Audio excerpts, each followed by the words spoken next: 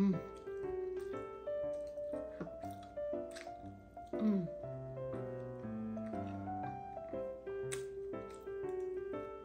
Mm. Up. Hello everyone! Welcome to my lovely kitchen. It's me, Lovely Shella. So today guys, magluluto ako ng, ang tawag sa mga Ilongga is Valenciana. Pero sa iba naman, arroz de Valenciana. So, meron ako mga ingrediente dito. Ayan, oh. So, meron tayong rice na malagkit. So, 3 cups to na rice. And then, nilagyan ko siya ng half na regular rice. So, 3 cups na malagkit at half cup ng regular rice. Tapos, meron tayo ditong garlic. Ayan. And onion leaves and bell pepper. Tapos, meron tayo dito, gagamit tayo ng olive oil, sesame oil, wala. Then, meron tayong turmeric powder. Of course, ito yung pinaka-importante, yung ating pangpakulay. Pero masustansya, turmeric powder na po. Ayan. And, meron tayong ground pepper, asin or salt, and dried raisins. Ayan, oh. Meron tayong dried raisins. Tapos, meron tayo ditong green, sweet peas. Ayan. And, of course, ang ating ilalagay ay ang chicken cubes.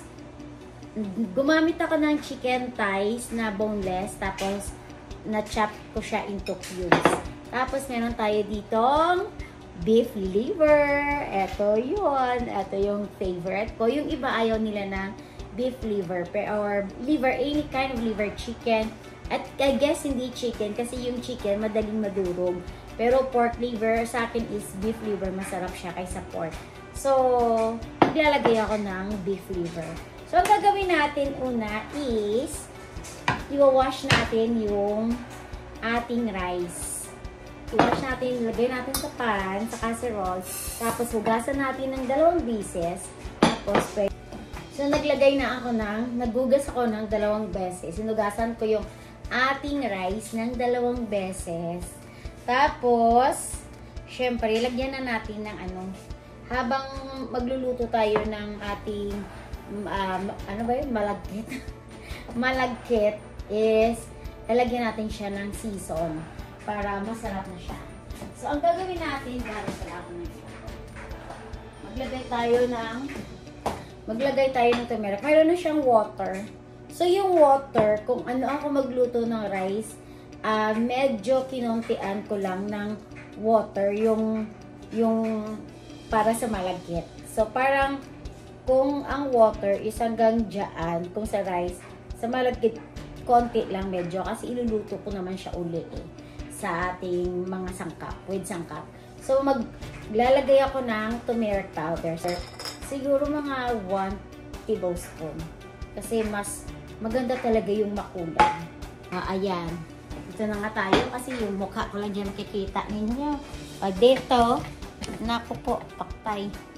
Tapos, maglagay tayo ng olive oil. Ayan. O, diba? Tapos, maglagay tayo ng asin.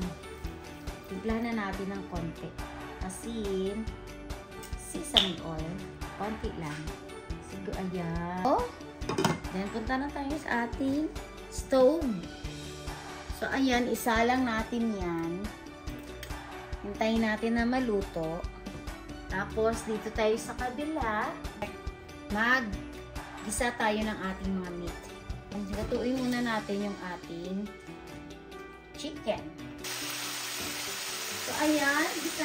Lagyan natin ng turmeric powder din. Then, i-set aside yung ating chicken. And yung ating beef liver. Okay, sa butter. I-set aside yung ating beef liver. O, diba?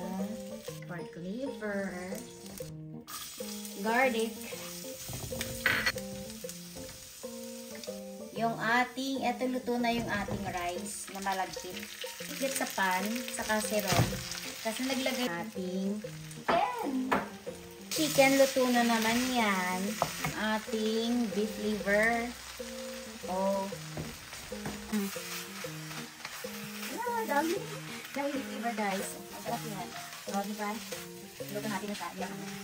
Tapos, tayo ng asin sa ating rice. Tapos, yung ating paminta. Tapos, maglagay tayo ng bell pepper. Ayan. At ang ating konting onion leaves ng raisins. O, diba?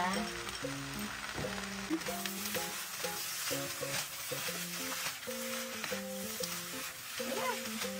Alam, sarap ko.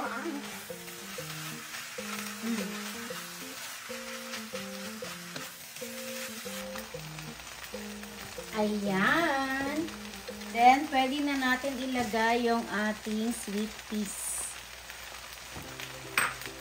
Ayan. Sige na lang. Ayun, ang gusto ko. Yung may dukot.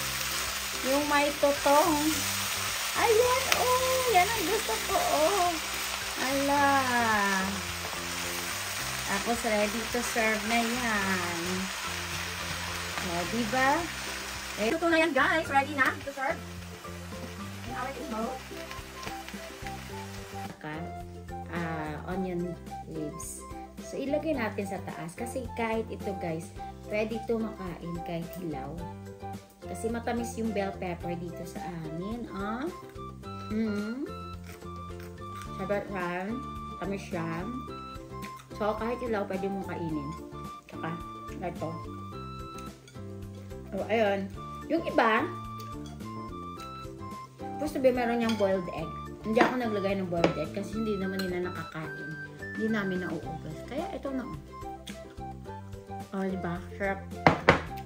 Gustuhan ko yung beef liver. Sarap. Ano ito kung? Dukot. Dukot ba?